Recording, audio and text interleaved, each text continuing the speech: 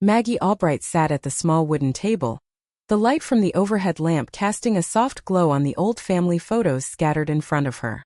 At 82 years old, her hands were no longer as steady as they once were, but the memories that resurfaced with each image were as vivid as if they had happened yesterday. The gentle hum of the town outside her small Ashland home, Kentucky, was a stark contrast to the storm that raged within her, a storm she had kept hidden for more than 7 decades. Maggie Albright, better known as Miss Terry the Baker, she introduced herself to the camera, a small smile on her wrinkled face. If you've ever been to the Saturday market here in town, you might have seen me. A skinny old lady with white hair pulled back in a bun, selling cakes and cookies. The market was a place where she had found solace for many years, baking her cakes, talking to friendly neighbors, and living the quiet life she had built after a turbulent past. To the townspeople, Maggie was an icon of simplicity, warmth, and charm. What they didn't know was the dark story she carried inside. A story that had been buried for far too long. Born in 1942, Maggie had spent her childhood in a small wooden house on the outskirts of Ashland, a place where the dirt floors were swept by her mother's weathered hands, and the roof leaked when it rained. It was an era marked by hardship, world wars raging overseas and daily struggles for survival in the Appalachian Hills. Yet, despite the poverty that defined her early years, Maggie always had a sense of safety in her mother's gentle embrace and her father's stoic love. Her mother, Sarah, was a quiet woman of few words but many sighs. Maggie often heard her mother hum while washing clothes or cooking the meager meals they could afford. "Did you study well today, my little princess?" her mother would ask, though Maggie didn't quite understand the weight of those words at the time. Maggie's father, Anthony, worked as a construction helper when there was work and did odd jobs when there wasn't, which was most of the time. Maggie was the youngest child in the family, with 2 brothers far older than her. Ethan, the eldest, who had left home for Detroit seeking a better life, and Grant, the middle child, who was 12 years older and a constant presence in their home. But Grant was not her mother's son. He was the product of Anthony's first marriage, a man who never quite fit in with the family. While her father often spoke with pride about Ethan's success in the big city, it was Grant who earned his father's special favor. Grant had intelligence and ambition. He was the first in the family to attend college, something that elevated him in the eyes of their father, but it also distanced him from Maggie. She had always felt like the accidental child, a surprise that had disrupted their perfectly arranged lives. Yet Maggie never resented her brothers for their achievements. She saw Ethan's occasional visits with pride, and she understood that Grant's ambition, even though it created a divide, was a source of pride for their father. But Maggie also felt that she was somehow invisible in the family's dynamic. Her world, though filled with love, was also marked by an aching sense of being unnoticed, as though she were a distant relative in her own home. In the quiet moments when she was alone with her thoughts, Maggie would reflect on the tension between her father and Grant. Her father often referred to Grant as the special one, the one who would go far. The words, though meant to be encouraging, stung Maggie as a reminder of the favoritism she felt from a young age. Grant's sharp mind, his ability to charm, and his success in academics only deepened the rift. It wasn't that Maggie didn't love her brothers. It was that they had lives that seemed to be filled with more opportunities than she would ever be given. "I wasn't the one my father was proud of," Maggie said softly, the years weighing heavily in her voice. "I was the one who was there, invisible to their grand dreams." Despite the apparent distance between her and her brothers, Maggie was determined to make her own way. School was an escape. For a few hours a day, she could forget about the struggle at home and imagine a different future. But life always returned to its harsh reality. The dirt floors, the leaky roof, the sense of quiet desperation. When Maggie was 9, a severe drought gripped their region, further deepening their poverty. Work became scarce, and the ladies in town stopped sending their laundry to Maggie's mother, forcing her to wash clothes by hand in the creek. It was during this time that Maggie began to feel the true weight of their financial struggle. Her father, despite his best efforts, couldn't make enough to support the family, and the small home they lived in began to fall apart. Then one night, with nothing left to eat but a pot of salted water, Maggie's father, a man who had always prided himself on being the provider, finally gave in. "We'll have to go to Grant," he said, his voice laced with shame. Maggie's stomach twisted at the thought. Her father, too proud to ask for help, was forced to go to his son for assistance. At that moment, Maggie knew things were different. Desperation had pushed them all to the edge. But deep within her, she felt an unease. Claude, her brother Grant, was not the man she thought he was. There was something cold and calculating in his eyes, something that chilled her to the bone.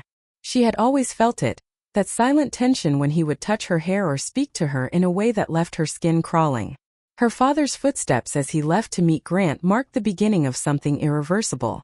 Maggie had no idea that this walk would seal her fate, that her family's struggles would push her into the hands of a monster, someone she once thought she could trust. As Maggie sat in her dimly lit kitchen, her hands trembling as she traced the edges of old photographs, she thought back to the family dynamics that had shaped her childhood. The tension between her brothers, Ethan and Grant, had always been palpable, though never overtly discussed. In her father's eyes, Ethan's success in the big city was a cause for pride. Ethan was the eldest, the one who had ventured away from their small home to seek a better life in Detroit, bringing back stories of the bustling city that made their father's chest swell with pride. But it was Grant, the middle child, who captured their father's full attention. Grant, unlike Ethan, had never left Ashland. Instead, he stayed close to home, becoming the golden child of the family, the one who was destined for greatness. Even though Grant was older, his education and the path he carved for himself created an emotional gulf between him and the rest of the family. He had managed to gain a scholarship to a prestigious Catholic school and later a law degree. To their father, Grant was the embodiment of success, the family member who had made something of himself. As a child, Maggie had no choice but to live in the shadow of Grant's achievements. Her father's frequent praise of Grant only intensified the feeling of isolation that Maggie already felt. She was the youngest, the last child who had come much later than expected. An accident, as her father had once muttered when he thought she wasn't listening. And despite her own efforts to study and help at home, Maggie often felt invisible. The house was full of expectations for Grant. He was the smart one, the one who was going to change the world. In contrast, Maggie was often relegated to the background, overlooked and underappreciated, even though her hard work and love for her family never wavered. Maggie's relationship with her mother, Sarah, was a source of comfort, even if their bond was strained by the pressures of poverty. Sarah was a quiet, selfless woman who worked tirelessly to support the family. Maggie admired her mother's strength, the way she would go out before dawn to wash clothes for the ladies in town, coming back at dusk with her hands cracked and red from the harsh conditions. Despite the exhaustion, Sarah always greeted Maggie with a smile, asking, "Did you study well today, my little princess?" Maggie knew her mother's words were meant to encourage her, to give her the hope of a better future. But Maggie also knew that her mother's own dreams had been sacrificed long ago. Her father, Anthony, was a different story. He was a man of few words, but his love for his children was evident in his actions. However, there was a disconnect between him and Maggie, a gap that had only widened as she grew older. He had always been more focused on Grant, constantly telling Maggie to look at Grant as a role model, to see the success that could be achieved if she worked hard enough. But as Maggie watched her father's relationship with Grant evolve, she couldn't shake the feeling that she was somehow missing out on something. She was not the one to receive his praise or attention. She was, in her father's eyes, the last-born child, an afterthought, someone who didn't fit the mold of greatness that Grant so clearly embodied. In the early years, Maggie tried to ignore the growing distance between her and her family. She focused on her studies, hoping to prove her worth. But as she grew older, it became impossible to ignore the complex dynamic that defined her home. There was love in the house, yes, but it was always shadowed by expectations and favoritism. Then there was Grant's indifference toward their mother. Sarah had loved Grant as her own son, but Grant never reciprocated that affection. To him, she was just a woman who had replaced his biological mother, someone who didn't deserve the love and respect that was given to her. Maggie had always noticed the coldness in Grant's eyes when he looked at their mother. It was as if he resented her presence in his life, as if her love for him meant nothing in comparison to the love he wanted but could never have. As the years went by, Grant became more successful, and his disconnect from the family only deepened. He moved away from Ashland, first to attend university and then to live in the city. His visits became fewer, and when he did come home, He was always accompanied by an air of superiority. His success in law and his new lifestyle only served to distance him further from the family he had left behind. In contrast, Maggie's life was defined by sacrifice. As her mother grew more ill, Maggie was forced to step into the role of caretaker. The responsibilities that had once been her mother's now fell squarely on Maggie's small shoulders. She cooked what little they had, cleaned the house, and helped her mother in the few hours she had left after her long days of work. At just 10 years old, Maggie had already taken on the responsibilities of an adult, trying to hold the family together while watching her mother waste away. While Maggie's father struggled to find work, Grant was living in a world of comfort. He had an apartment downtown, one that Maggie would visit on rare occasions. It was there, in the lavishness of his space, that Maggie truly felt the sting of inequality. She marveled at the hot water in the shower, a luxury she had never known. She stayed in the shower for hours, overwhelmed by the warmth of the water, something so simple yet so foreign to her. But instead of being met with kindness, she was ridiculed by Grant, who laughed at her innocence. "Looks like she's never seen water before, this girl," he had said, and his friends had laughed along with him. Maggie didn't understand then why she felt humiliated, why the laughter cut so deeply. But now, looking back, she could see it clearly. It wasn't just the mocking laughter. It was the realization that in that moment, she was nothing more than a poor, unnoticed child, caught between two worlds. One world, represented by her mother's quiet love and her father's weary hope, was marked by sacrifice and hardship. The other world, represented by Grant's success and his disdain for the family he had left behind, was one of privilege and exclusion. Maggie had always known that her family's situation was different from others. They were poor, yes, but it was more than just financial struggle. There was an emotional distance in their home, an invisible barrier that Maggie could never quite penetrate. As much as she loved her parents, there was always something missing. Her father, Anthony, was physically present but emotionally distant. He worked hard, yes, but his affection never seemed to reach Maggie in the way it reached Grant. Her mother, Sarah, was the one who had always given Maggie love and care. But as Sarah's health deteriorated over the years, Maggie felt an increasing weight on her shoulders. Her mother's sickness, her father's reluctance to confront the harsh realities of their situation, and the growing distance between her and Grant left Maggie feeling like she had no one to turn to. Despite this, Maggie tried to maintain a sense of normalcy. She worked tirelessly to help her mother around the house, cooking meals, cleaning the house, and doing everything she could to ease her mother's suffering. But the physical toll of caring for Sarah, along with the emotional weight of her father's indifference, began to wear on Maggie. She became a shadow of herself, someone who had to grow up too quickly, taking on responsibilities that no child should ever have to bear. The world around her became increasingly suffocating, and she often found herself yearning for a life she could never have. A life filled with warmth, love, and security. Despite the strained relationship with her father, Maggie still tried to reach out to him. She wanted him to see her, to recognize her sacrifices, to show her the same affection he had always shown to Grant. But Maggie's attempts were met with silence. Her father seemed to be lost in his own world, constantly lamenting their situation but never offering any solutions or comfort.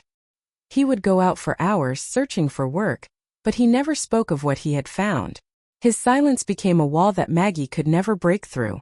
She longed for his approval, his love, but no matter how hard she tried, it always felt just out of reach.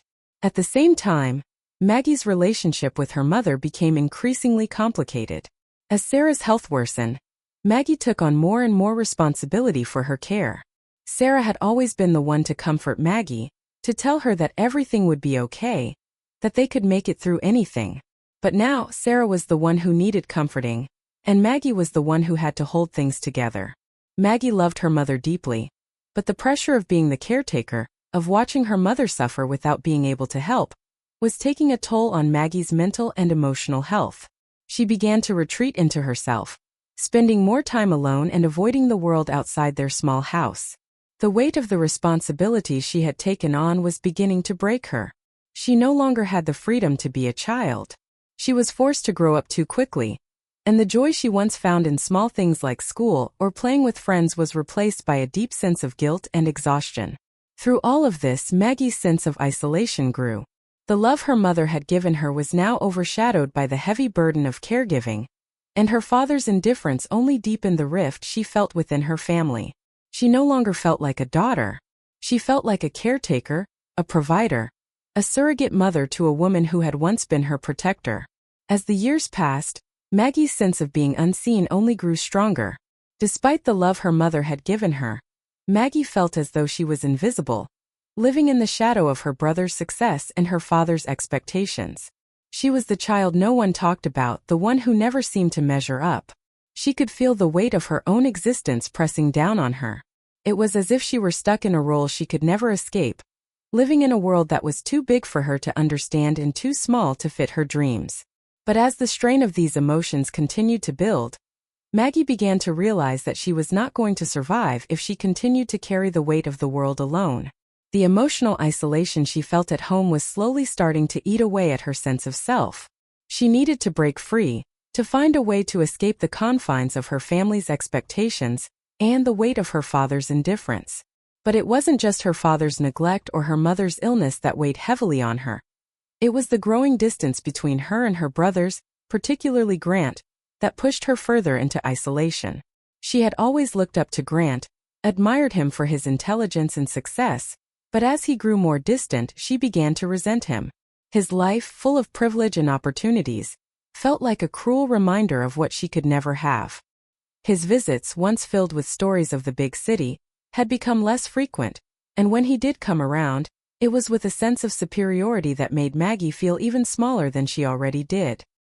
He had moved on, left Ashland, and yet his presence still loomed large in Maggie's life. She couldn't escape the shadow of his success, and it left her feeling as though she was living in a life that wasn't truly hers. As Maggie grew older, the distance between herself and Grant grew wider.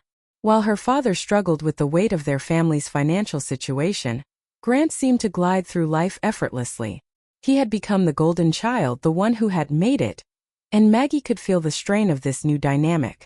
Her father's obsession with Grant's success became more apparent as the years passed, and Maggie, in her quiet frustration, found herself increasingly invisible in the family. Grant's life was filled with privileges that Maggie could never have imagined. He had a scholarship to attend Catholic school, where he excelled academically, and later he earned a law degree. He became the first in the family to attend college, something that Maggie's parents had never even dreamed of. He worked at a prestigious law firm and seemed to make more money in a month than her father earned in a year. To her parents, he was a symbol of everything they had hoped for, and to Maggie, he was a constant reminder of her own perceived failure. But it wasn't just the tangible differences in their lives that bothered Maggie. It was the way Grant used his success to subtly manipulate the family, to exert control over them without them even realizing it. He had a way of making everyone around him feel inferior, as if his accomplishments were the result of his superior intellect and work ethic, and that anyone who wasn't as successful as him had somehow failed. Grant never overtly flaunted his power, but it was there in every conversation, every gesture, every decision he made. Maggie began to notice how Grant used his intelligence and his accomplishments as a weapon. He would casually drop hints about how much more successful he was than everyone else, often in front of their father, who would nod with pride, completely unaware of the subtle manipulation happening right before his eyes. Grant never helped out at home. He brought gifts or paid overdue bills, but always made sure to announce his generosity, as if it were a favor rather than an obligation. To Maggie, this behavior was a constant reminder of how different they were, and how insignificant she felt in his presence. There were moments when Maggie could see through the facade Grant had built around himself. She began to see the cracks in his carefully constructed world, especially when she witnessed how he treated their mother. Despite all the love Sarah had given him, Grant never showed any affection toward her. He was cold and distant, as if her love meant nothing to him. He would dismiss her efforts, belittle her work, and act as though she were merely a caretaker for his needs rather than the woman who had raised him with love and care. Grant's attitude toward their mother was a reflection of how he saw the entire family. Something to be used, something to be taken advantage of. His cold, calculating nature had always been there, but Maggie began to notice it more as she grew older. She realized that he didn't care about them, not in the way he should have. He was using them to get ahead, to climb the social ladder, to further his own ambitions. His success wasn't a result of hard work alone. It was a result of his ability to manipulate those around him to get what he wanted. At the same time, Maggie's own sense of resentment began to build.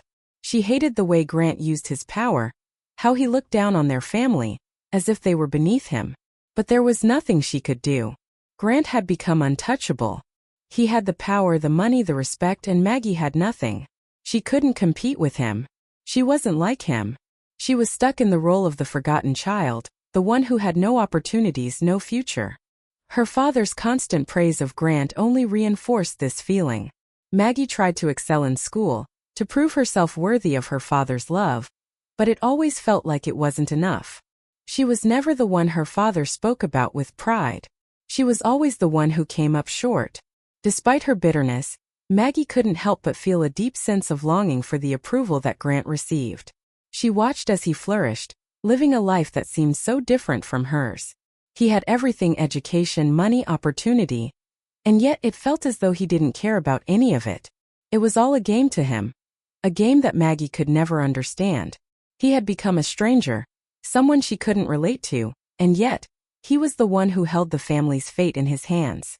As the years passed, Maggie's resentment toward Grant grew stronger. She began to see him for what he truly was. Someone who had used his intelligence and success to control others, to make them feel inferior. It wasn't just that Grant had achieved more than she ever could. It was that he had done so at the expense of everyone around him.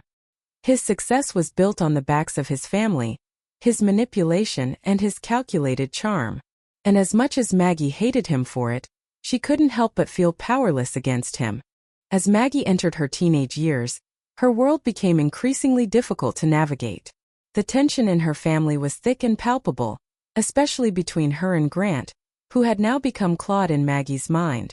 He was no longer just her brother, the one who had been celebrated as the family's great hope.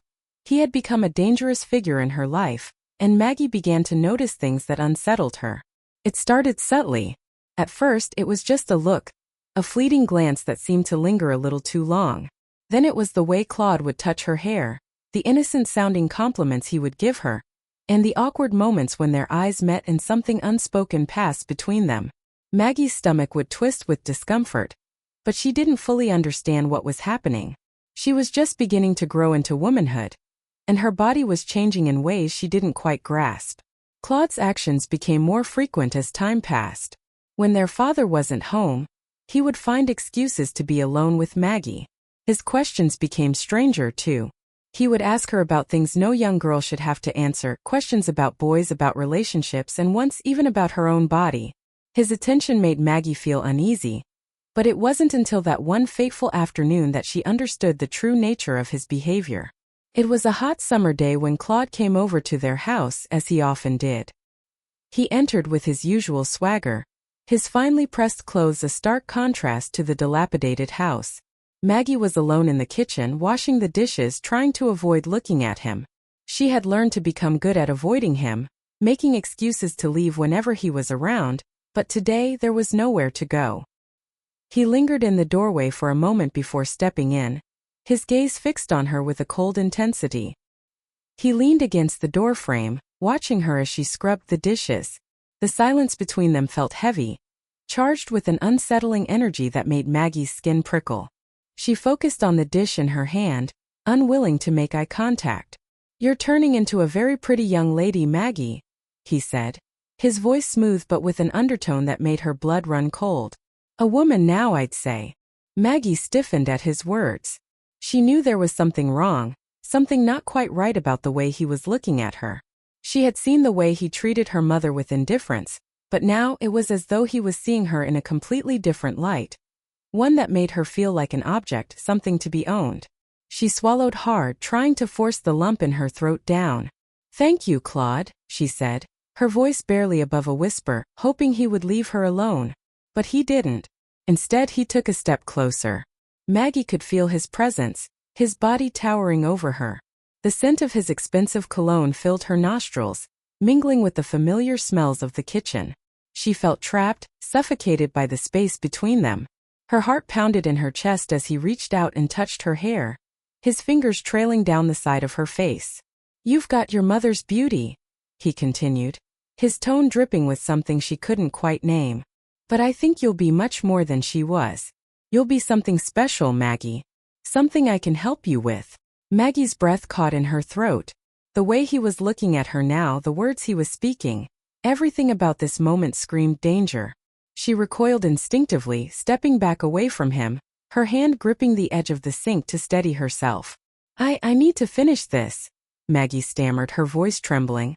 She turned away from him, trying to make herself as small as possible, to create some distance between them, even though she knew it wouldn't be enough. Claude chuckled softly, an unsettling sound that made her skin crawl. "I'll leave you to your work, Maggie," he said, his voice laced with amusement. "But remember, I'm always here if you need me. You know where to find me." As he turned to leave, Maggie stood frozen, her heart still racing in her chest. She wanted to scream, to run, to tell someone, but she couldn't. She was too scared, too ashamed. She didn't know what was happening to her, what Claude's intentions truly were. But deep down, she knew this was only the beginning. His attention was no longer innocent, and she wasn't sure how long she could continue pretending that everything was normal. For the next few weeks, Claude's visits became more frequent. Each time, he would find excuses to be alone with her, his comments becoming more suggestive, his behavior more possessive. Maggie tried to avoid him at all costs, retreating to her room when she saw him pull up in his shiny car. But it didn't matter. He would always find her. Her father, oblivious to the growing tension, continued to shower Grant with praise. He had no idea, or perhaps didn't want to acknowledge, that his son was slowly turning into the very thing that would destroy their family. Maggie's mother, too, seemed unaware of what was happening under their roof. She was too sick, too focused on surviving to see the changes in Claude's behavior. Maggie's fear grew with each passing day, until it became a constant companion. She no longer felt safe in her own home. The one place she had always found solace was now the very place where her nightmares were coming true. It was on one of those days when she couldn't bear it anymore, that she realized she had to leave. She had to get out before it was too late. But how? Where could she go? She had no money, no support, and nowhere to turn. The weight of her options crushed her. The world outside was vast and unknown, but it felt like the only place where she might be able to breathe again, to escape the grip Claude had on her. The thought of running seemed impossible, but it was the only choice she had left. And so Maggie began to plan. Maggie spent the following days in a haze, her thoughts consumed by the terrifying prospect of what might happen next. Claude's attention, his relentless pursuit of her, had escalated, and she could no longer ignore it. Every time he came by the house, Maggie's body tensed in fear, her heart pounding in her chest. He was no longer just a brother to her. He had become a figure of dread, a man who used his position of power and manipulation to control her in ways that made her feel smaller and smaller each day. Her mind was a constant battlefield, torn between wanting to flee and not knowing how. Every day was another battle of survival. She was beginning to feel as though she was trapped in a cage, and Claude was the keeper. He had isolated her from her own family in a way that was suffocating.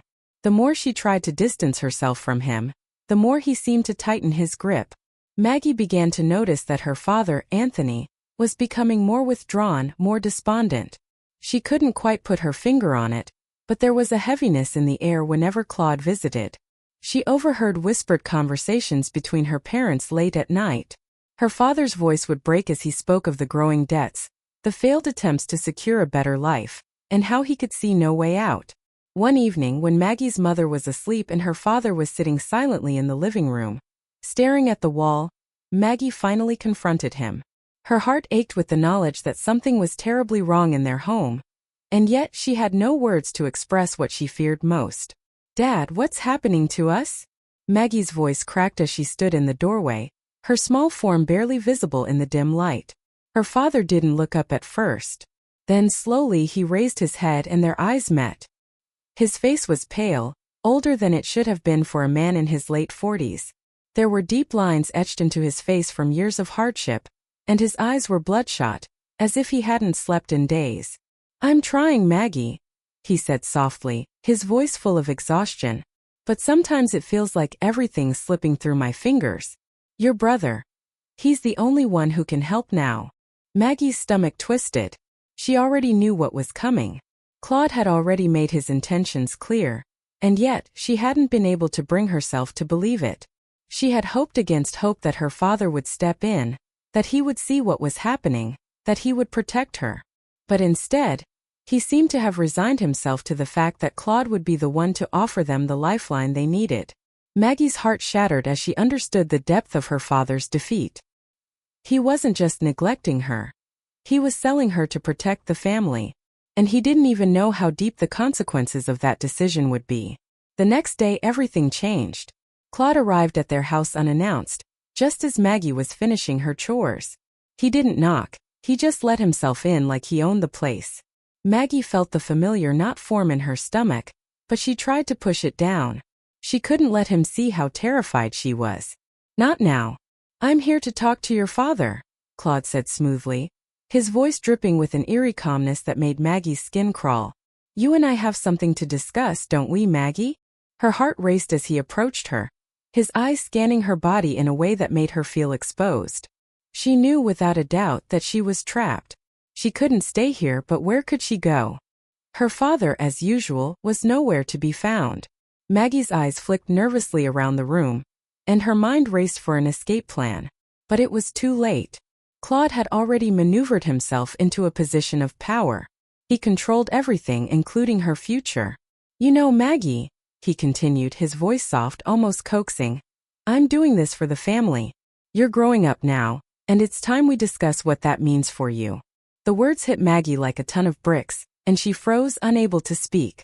She knew what he was implying, but she couldn't bear to acknowledge it, couldn't bear to hear the truth that was staring her in the face. I've spoken to your father, Claude went on, his lips curling into a smile that sent a chill down Maggie's spine. We've made an arrangement. You'll be coming with me today, and everything will be taken care of. Your mother's medicine, the bills, everything will be sorted. We'll take care of you. You'll have a better life, Maggie. Tears welled up in Maggie's eyes as she realized that there was no way out. Her father had already made the deal. She wasn't just a daughter anymore. She was a commodity, something to be traded for survival. And the worst part was that she had no choice. I'm not going, Maggie whispered, shaking her head, her body trembling with fear and defiance. I won't go with you. Claude's expression darkened, his smile fading. He took a step toward her, and Maggie instinctively backed away. But there was nowhere to go. Her body collided with the wall, and her heart pounded as Claude's presence closed in around her. You don't get a choice, Maggie, he said coldly, his voice no longer the smooth, coaxing tone it had been before. Your father already made the choice for you. You're coming with me. Maggie's breath caught in her throat. She had never seen Claude this way, so angry, so demanding. It was as though all the charm, all the manipulation he had shown before had been stripped away, revealing the monster underneath. Please don't do this, Maggie begged, her voice shaking. Please. But Claude ignored her pleas. He reached out and grabbed her arm, pulling her roughly toward the door. Maggie struggled, but it was no use. He was too strong, too powerful, and she was too weak to fight back. I won't let you ruin everything, Claude muttered under his breath, his grip tightening. This is what needs to happen, Maggie. You'll thank me later. As Claude dragged her out of the house, Maggie's mind went blank. She had no plan, no escape, no way to stop him. She was powerless, and the realization hit her like a wave. The life she had known, the life she had hoped to one day leave behind, was gone. Her body trembled with fear as they reached his car. She had no idea where he was taking her, but she knew one thing for sure. Her life as she knew it was over. Maggie's heart raced as the car's engine roared to life, the sound of the tires on the gravel road drowning out the frantic thoughts in her head. She couldn't believe what was happening. She had never imagined that her life would come to this, that she would be dragged away from her home, from the one place she had ever known, to face an uncertain future with someone she had once called family. Claude's car sped down the road, the landscape passing by in a blur. The sharp smell of his expensive cologne filled the car, making Maggie feel nauseous. She had no idea where they were going, but it didn't matter. She was not about to let him take her wherever he wanted. She had been so terrified, so paralyzed by fear when he first grabbed her. But now that the shock was starting to wear off, something else started to take over: rage. A deep seething anger built up inside of her, mixing with the panic she had felt earlier. This was her life. She couldn't just let him take that from her. She had to fight back, but she had no idea how. Maggie's eyes darted around the car. The door was locked and Claude's gaze was fixed on the road ahead, unaware of the battle that was raging inside her. She had to make a choice. She had to act now before it was too late. As the car hit a rough patch in the road, Maggie saw her chance. She reached for the door handle, trying to keep her movements as silent as possible. Her heart was pounding in her chest as she silently counted the seconds. If she could just get the door open. "Where do you think you're going?" Claude suddenly growled, his voice cutting through the silence like a knife. Maggie froze, her hand still on the door handle. She hadn't realized how tense she had become, how every instinct in her was telling her to escape. She pulled her hand back slowly, her breath coming in quick, shallow gasps. Claude glanced at her briefly, his lips curling into a smug grin. "I wouldn't do anything stupid, Maggie," he warned. "You're not going anywhere." The smile on his face made her blood run cold. He was enjoying this. He liked seeing her trapped, helpless. But she couldn't let him win. She couldn't let him break her. Not now, not after everything she had already endured. Maggie's mind raced. She couldn't let him control her. She had to find a way out of this. But how? She had nothing. No money. No allies. She had no idea where they were going, no idea how she could possibly escape. She had never been so powerless in her entire life. As they drove deeper into the countryside, Maggie's thoughts began to spiral. What would happen to her when they reached their destination? Would she ever get out? Would anyone even know where she was? She thought of her mother, of the way she had tried to protect her, and a new wave of fear and determination gripped her heart. Maggie couldn't just sit back and let this happen. She wouldn't be his victim. She wouldn't be the one who was broken. Suddenly a thought hit her. She had to make him believe she was broken. She had to make him think she was submissive, that she had given up, so that he would let his guard down. It was a risky move, but it was the only thing she could think of. Maggie took a deep breath and slumped back in her seat, her face blank. She let her shoulders relax, and she looked out the window, not saying a word. For a few long moments Claude didn't say anything either. He was focused on the road, his grip tight on the steering wheel. Maggie's plan was simple. She would play along. She would make him think she had surrendered. And when the moment came when he was too distracted, she would make her move. As the car continued down the winding road, Maggie's mind raced through the possibilities. There was no guarantee that this would work, no certainty that she would make it out alive. But she had to try. For herself. For her mother. For the girl who had been robbed of her innocence, of her future, and of her very identity. They drove for what felt like hours, the landscape becoming more desolate, the roads less traveled. Maggie could feel the heaviness of the silence between them. She could feel Claude's eyes occasionally flicker over to her, watching her closely, but she kept her expression neutral, pretending to be lost in thought. Finally, the car slowed as they reached an old farmhouse. It was isolated, surrounded by fields and dense trees. Maggie's heart sank. This was it. This was where he was taking her. Claude parked the car in front of the house and turned off the engine. "We're here," he said with an eerie calmness, his eyes scanning her face for any signs of resistance. Maggie stayed silent, her hands clenched tightly in her lap. She had to stay calm. She couldn't show him any sign of fear or panic.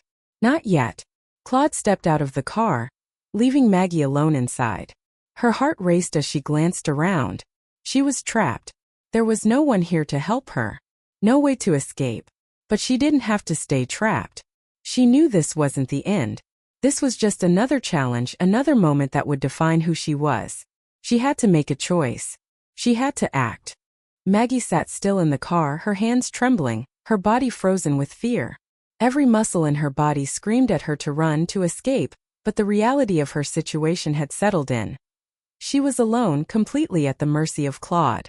She could already feel the weight of the house she had just arrived at, the isolation of it, the suffocating sense that there was no one to help her, no one to hear her cries for help. Claude stepped out of the car, slamming the door behind him, and Maggie's heart sank further. She watched him walk toward the farmhouse, his tall figure silhouetted against the dimming sky. The cold evening air rushed in through the cracked window, but it did nothing to calm her nerves. She felt like she was suffocating, as if every breath she took was a desperate attempt to cling to the only thing she had left, her will to survive. As Claude opened the door to the farmhouse and entered, Maggie glanced around. She looked at the surrounding fields, the empty space around her, and the towering trees that seemed to close in on her. There was no way out. No one would hear her scream, and even if they did, they would likely be too far away to help her. She was completely alone. She could feel the tears threatening to spill over, but she held them back. She refused to cry. She wouldn't give him the satisfaction of seeing her break. But inside, Maggie felt like she was dying. She could almost hear the echoes of her childhood. Her mother's soothing voice telling her everything would be okay. But now everything was far from okay. It felt like the world had collapsed around her, leaving her in the dark with no way out. It wasn't long before Claude returned, this time with a dark expression on his face. His eyes flicked to her as he stood by the door, a cold smirk crossing his lips. "Come on," he said, his voice dripping with a false sweetness. "Let's go inside. You'll be comfortable here." Maggie hesitated. Every instinct in her screamed to run, but she knew better. She couldn't run now, not without a plan. She needed to stay calm, to bide her time and wait for the right moment. She had to outsmart him. Maggie had no other choice but to go along for now, to play the role of the obedient girl who was too scared to resist. She needed him to believe she had given up, that she was no longer a threat to him. With a heavy heart, Maggie followed him inside. The house was cold, the air musty with the smell of old wood and dust. There was little light, just a dim glow from a single lamp in the corner of the room. Maggie felt like she was walking into a nightmare. The walls were bare, the furniture sparse, and the entire place had a sense of abandonment, as if it were meant to be hidden from the rest of the world. Claude motioned for her to sit down on the couch. She did so reluctantly, keeping her body as tense as possible. She could feel the weight of his gaze on her, and it made her stomach churn. "So Maggie," Claude began, his voice smooth but laced with something dangerous, "we're going to make this work. You're going to stay here and I'm going to take care of you. You'll get everything you've ever wanted. You'll never have to worry about anything again." Maggie didn't respond. Her eyes were fixed on the floor, and her hands were clenched tightly in her lap. She refused to look at him. She refused to give him the satisfaction of seeing her fear. He walked around the room making himself at home, as if this was his place, not hers. He seemed so calm, so confident in his control, and it sickened Maggie. How could someone who had so easily stolen her life be so relaxed, so comfortable? "Don't be shy, Maggie," Claude continued, his voice a little softer now, as if he were coaxing a frightened animal. "This is all for you, for us. We'll make a life together here. You'll be mine. No one will ever hurt you again. Not if you do as I say." Maggie shuddered at his words. "I don't belong here," she whispered, her voice barely audible but full of defiance. "I'm not yours." Claude's smile faltered for a moment, but only for a moment. His eyes darkened and he moved closer to her. His presence filled the room, making it feel even smaller, more suffocating. "You'll learn to belong here," he said coldly. "You have no choice." Maggie's pulse raced. He was right. She had no choice. At least not yet. But she refused to be broken. She couldn't let him win. Not after everything she had already fought through. But then in the pit of her stomach, Maggie felt something even more unsettling. Something deeper than fear. A gut-wrenching realization that her father had known. He had known what was happening, what Claude was planning, and he had done nothing to stop it. That thought, the thought of her father's betrayal, pierced through her like a knife. Her father had always been the one she tried to protect, the one she believed in, the one who was supposed to shield her from harm. But now she knew the truth. Her father, the man who had always told her that family was everything, had allowed this to happen. He had known and had chosen not to intervene. Maggie's mind swirled with confusion and hurt. She felt as if the very ground beneath her feet had been pulled away, leaving her in an endless fall, unable to stop. She had been betrayed by the very people she had trusted most. Claude sensed her internal struggle. and a twisted smirk spread across his face. "Don't worry, Maggie. We'll be a family now. You'll get used to it." His words hung in the air like poison, each one a reminder of the control he now had over her. He had her trapped, and for the first time, Maggie felt the weight of her own helplessness. She couldn't escape him.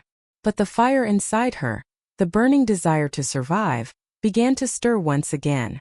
There was still hope, however small. Maggie wouldn't let him break her. She would survive. But to do that, she would have to make the hardest decision of her life. Maggie sat in the cold, dimly lit room of Claude's farmhouse, her thoughts swirling in a haze of confusion, fear, and overwhelming despair. She was trapped in a nightmare that seemed to have no end. The oppressive silence hung in the air, thick and suffocating. Every moment felt like an eternity, as Maggie sat motionless, her body stiff, her mind racing for any sign of hope. For hours she had tried to find a way out. The door was locked, the windows too high to reach, and the house too isolated to call for help. It seemed like no one would ever find her. No one would ever know what was happening behind these closed walls. She was alone, truly alone, for the first time in her life. Just as Maggie was about to give in to the crushing weight of hopelessness, a small knock on the door startled her. She froze, her breath catching in her throat. Was it Claude? Had he come back already? Her heart pounded in her chest as she cautiously approached the door. She peered through a crack in the door and saw a familiar face. It was Mrs. Jenkins, the elderly woman who had been their neighbor back in Ashland.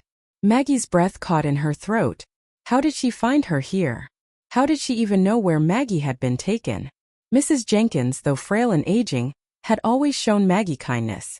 She had given her food when they were struggling and had always been there for her when no one else was. Maggie's heart swelled with relief. There was someone who cared. Someone who hadn't forgotten her. Mrs. Jenkins gave her a nod and a small wave, her expression solemn but filled with determination. Maggie quickly opened the door, her pulse racing. "Mrs. Jenkins, what are you doing here? How did you?"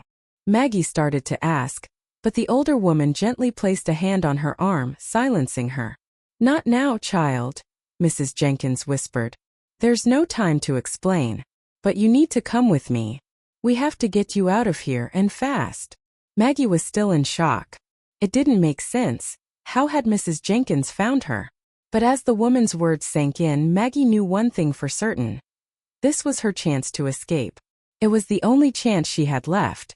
Without hesitation, Maggie followed Mrs. Jenkins out of the house and into the cold, dark night. She could feel the weight of every moment pressing on her chest, but she couldn't afford to stop now. They walked quickly, staying low to the ground and hidden in the shadows, taking the back roads that led away from the farmhouse. "Where are we going?" Maggie asked in a hushed voice, her heart still racing. "To my house," Mrs. Jenkins replied. "We'll figure it out from there. I've made arrangements, Maggie. I know someone who can help." Maggie couldn't believe it. For the first time in what felt like forever, there was hope. Someone cared enough to help her, to save her from the nightmare she had been living in. Mrs. Jenkins wasn't just offering her shelter. She was offering a way out, a path to freedom. As they reached Mrs. Jenkins' house, Maggie could barely contain her relief. It wasn't much, but it was safe, it was familiar. And it was a refuge from the nightmare she had just fled. The small house smelled of home, of cinnamon and freshly baked bread, and Maggie felt a flicker of warmth in her chest. Mrs. Jenkins quickly ushered her inside, closing the door behind them. Once inside, Mrs. Jenkins immediately began to prepare. She was calm, focused, as if she had done this before. Maggie watched her every move, barely able to comprehend the fact that she was no longer in Claude's grasp. "I've arranged for you to leave town," Mrs. Jenkins explained quietly as she packed a small bag for Maggie. "You'll be safe in Chicago, child. I've written to my sister. She runs a boarding house for young women. She'll take you in. You'll be able to start over. It's the only way." Maggie couldn't help the tears that welled up in her eyes. After all the pain, all the betrayal, and all the suffering, someone was finally offering her a way out. She wasn't alone. Mrs. Jenkins, a woman who barely knew her beyond the superficial interactions in their small town, was willing to risk everything to help her. "Thank you," Maggie whispered, her voice trembling with emotion. "Thank you for saving me." Mrs. Jenkins smiled softly, Her eyes filled with a quiet understanding. You don't need to thank me, child. What's happened to you, it isn't right. But you'll make it out of this. I know you will. They spent the rest of the night preparing for Maggie's escape. Mrs. Jenkins gave her a small envelope with money for the bus fare, a change of clothes, and some food for the journey. Maggie knew it wouldn't be easy, but it was her chance to leave everything behind and start fresh. Before she left, Mrs. Jenkins took Maggie's hands in hers and gave her a final piece of advice. You have to keep moving, Maggie. Don't look back. When you get to Chicago, start a new life. You don't owe anyone here anything anymore. Maggie nodded, her heart heavy with the weight of everything she had left behind. But for the first time in months, she felt something she hadn't allowed herself to feel. Hope. She had a chance to rebuild her life. A chance to escape the darkness that had consumed her world for so long. With Mrs. Jenkins' guidance, Maggie made her way to the bus station the next morning, her heart pounding in her chest with fear and excitement. As the bus pulled out of Ashland, Maggie looked out the window, watching her past fade into the distance. She knew that she was leaving behind everything she had known. Her family, her home, her name. But for the first time, she felt the possibility of freedom in her veins. The journey ahead would be difficult, but Maggie was ready. With Mrs. Jenkins' help, she had found the strength to escape. She had found a way to reclaim her life. The bus ride to Chicago felt like a blur. Maggie could barely focus on the passing landscape as she sat in the back of the bus, gripping the envelope Mrs. Jenkins had given her. Her fingers trembled, not from the cold, but from the overwhelming sense of uncertainty. Chicago was a world so different from Ashland. It was vast, full of people, and far from the quiet, familiar life she had left behind. She kept her eyes fixed on the window, watching the world change as they moved farther from Ashland. The rolling hills of Kentucky gave way to flatter, more industrial landscapes. The city was on the horizon now, and as the bus drew closer, Maggie's anxiety swelled. She had no idea what awaited her in the bustling streets of Chicago, but there was no turning back now. When the bus finally arrived at the station, Maggie felt her stomach tighten. The noise, the chaos, the sea of unfamiliar faces, it was all overwhelming. She took a deep breath, standing up slowly and gathering her things. She could still hear Mrs. Jenkins' words echoing in her mind. Start a new life. Don't look back. The station was crowded with people rushing to and from different destinations. Maggie felt like a speck in the crowd, her face hidden beneath a scarf and her eyes cast down. She had a new name now, a new identity. She was no longer Maggie Albright, the poor girl from Ashland. She was now Mary Connie, a name that was not hers, but one that she had to embrace in order to survive. A small part of her mourned the loss of her real name, of the life she had been forced to leave behind, but she knew she had no choice. To keep herself safe, to start fresh, she had to bury her past. As she navigated through the station, she remembered the small address Mrs. Jenkins had written on a piece of paper and tucked into the envelope. It was the address of Mrs. Jenkins' sister Olga, who ran a boarding house for young women in a working-class neighborhood of Chicago. Maggie was meant to stay there, to find refuge until she could figure out what came next. She stepped out into the busy streets of Chicago, the cold wind stinging her cheeks. The city was alive, full of noise, honking cars, street vendors, and people walking with purpose. Maggie felt lost. This wasn't her world. She wasn't sure where to go or how to find Olga's house, but she had no choice but to keep moving forward. She clutched the envelope tightly in her hand like a lifeline. After asking for directions a few times, she finally found her way to Olga's boarding house. It was a modest two-story building tucked away on a quiet street, surrounded by other old houses. Maggie felt a sense of relief wash over her as she approached the entrance. This would be her safe haven, at least for now. Olga, Mrs. Jenkins' sister, was an older woman with gray hair and a stern but kind face. She welcomed Maggie with open arms, though there was a hint of concern in her eyes. She had heard the story from her sister, and knew the difficult journey Maggie had just undertaken. But there was no time for questions, only comfort. Olga led Maggie upstairs to a small room in the attic, a quiet space with a narrow bed, a dresser, and a small window that looked out over the alley. "This is where you'll stay for now," Olga said gently, her voice warm but no nonsense. "You're safe here. Don't worry. No one will ask about your past. You can start over." Maggie felt a rush of gratitude, but also a wave of guilt. She had no right to be here, to take shelter in a stranger's home.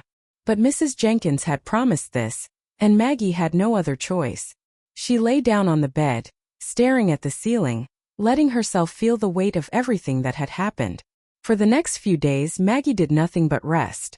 She was exhausted, physically and emotionally drained from the months of trauma she had endured.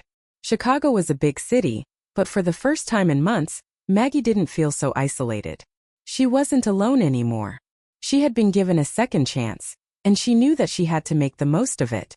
Olga soon introduced Maggie to the other women who lived in the boarding house. They were young women, some older than Maggie, others her age.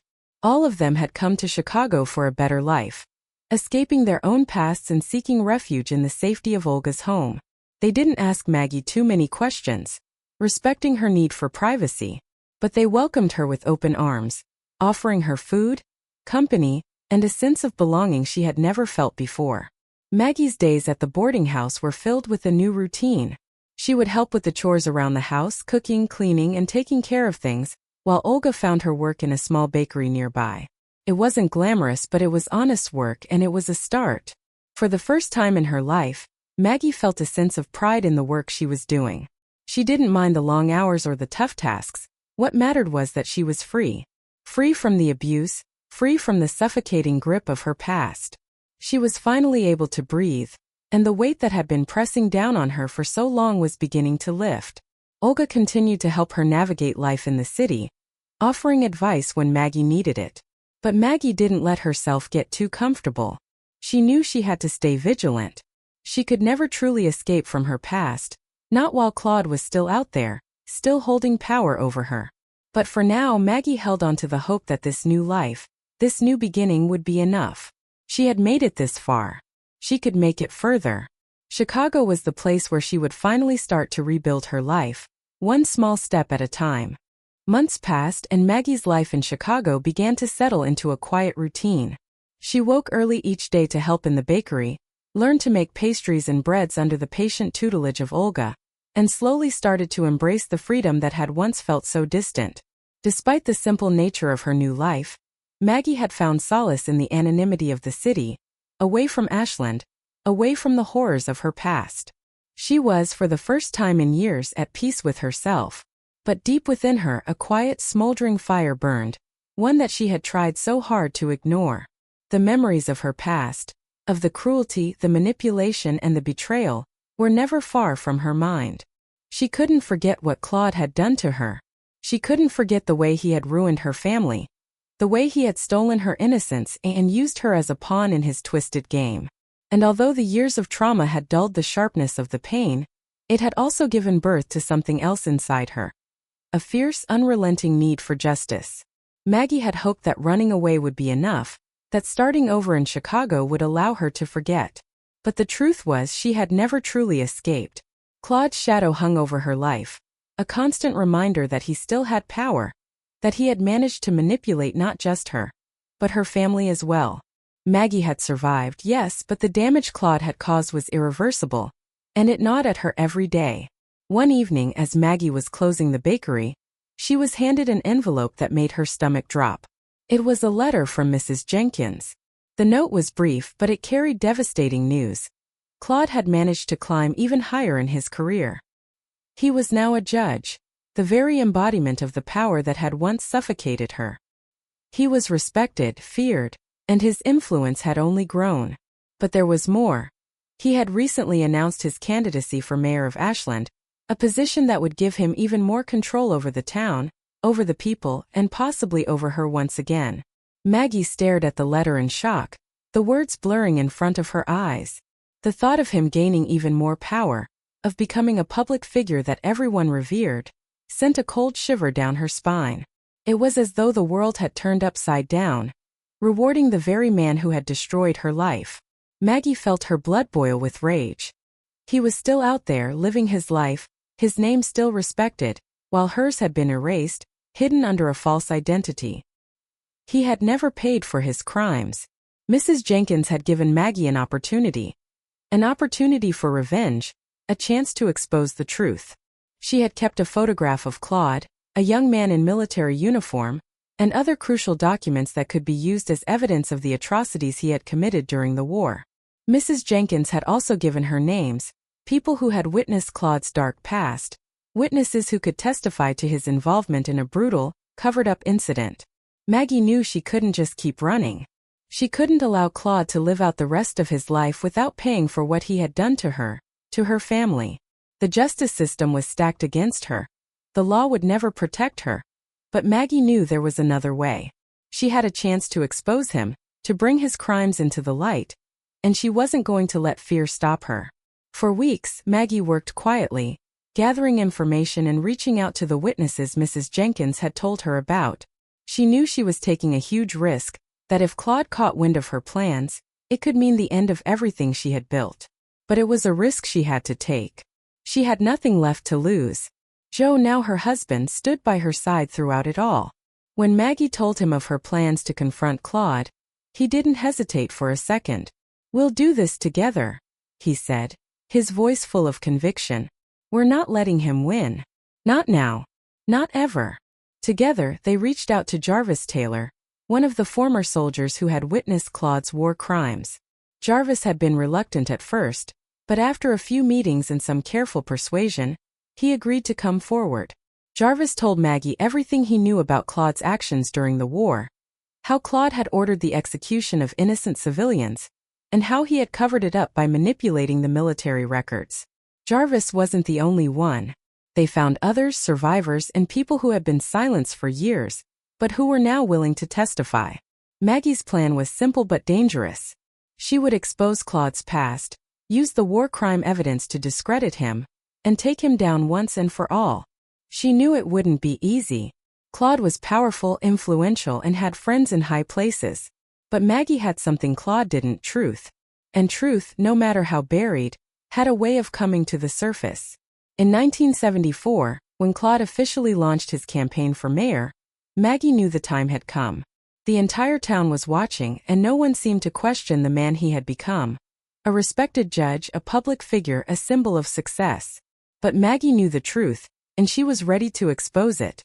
With Joe by her side, Maggie traveled back to Ashland, the place she had once called home. The streets felt foreign to her now. The houses that once held so many memories now seemed like ghosts of the past.